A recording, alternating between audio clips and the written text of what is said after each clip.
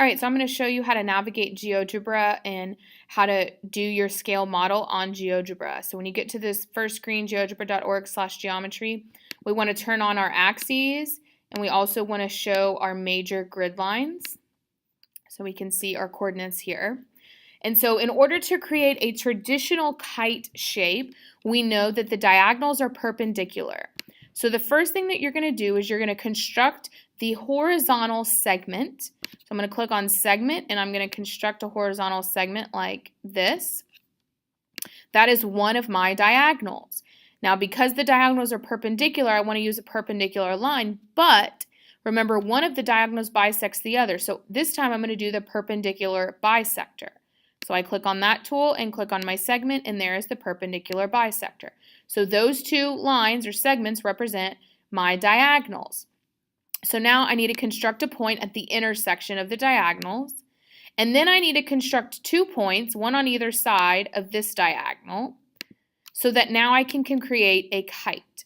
So then after I have all 4 of those points, I'm going to click on polygon, and I'm going to connect the dots to form my kite. Doesn't matter, as long as you go in consecutive order, don't jump around. Doesn't matter where you start. So now when I drag my points, it stays a kite.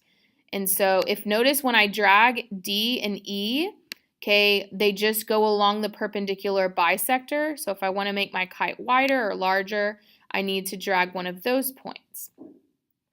So this will be your scale model, and you need to actually figure out what you want it to look like. So if you don't want it to be so long this way, you need to move this up, okay?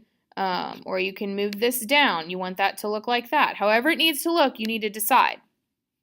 Then you're going to measure the lengths and the angles. So I'm going to click on, under measure over here, I'm going to click on distance length. I'm going to click on DA, which should be the same as DB. And then I'm going to measure AE, which should be the same as BE. And your numbers are probably not whole numbers. That's because of the settings. So if you click on settings, and you click on settings again, and then you click on the gear one more time, notice on the rounding, okay, mine is rounded to 0 decimal. So you probably want to do that. You probably want to say that you want to round to 0 decimal places because that'll make it a whole number. And then you just hit save settings and you can close out of that. So here I have the side lengths of my kite, and I can count the diagonal. I can count the measure of the diagonals because I am going to need to find the area, which I will need the diagonals to do that. Then I need to measure the angle. So I'm going to go under measure angle, and I'm going to measure angle A is 108, which should be the same as angle B. And then I'm going to measure angle D, which is 90, and then angle E, which is 53. And we can actually hide some things. If I click on show hide, I can hide this line. And if I need to construct the diagonal back, I can just connect it like this. And you can move these around so that you can see things, but I need all the angles and all the side lengths of the kite measured. You don't have to show the measure of the diagonals. So then you need to figure out your scale factor. So then what you have to figure out is how big do you actually want your kite to be? So you either need to decide how long, for instance, this segment needs to be in real life or this segment needs to be. Once you do that, you're going to write a ratio of the number here to the number that you want it to be. So if you want this to be 18 inches, then you would put 6 over 18, which would be 1 to 3.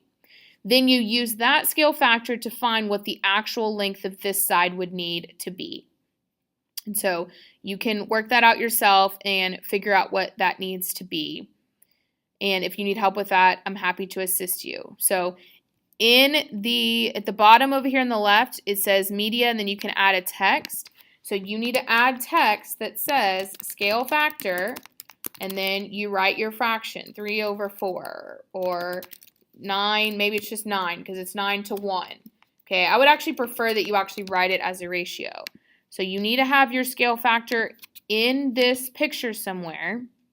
And then you also need to have a text box for area and perimeter. of your actual kite.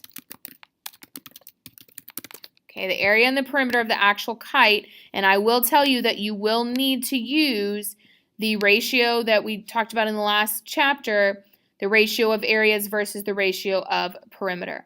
Then what you'll do is you'll take a screenshot of this and you'll insert it into your document.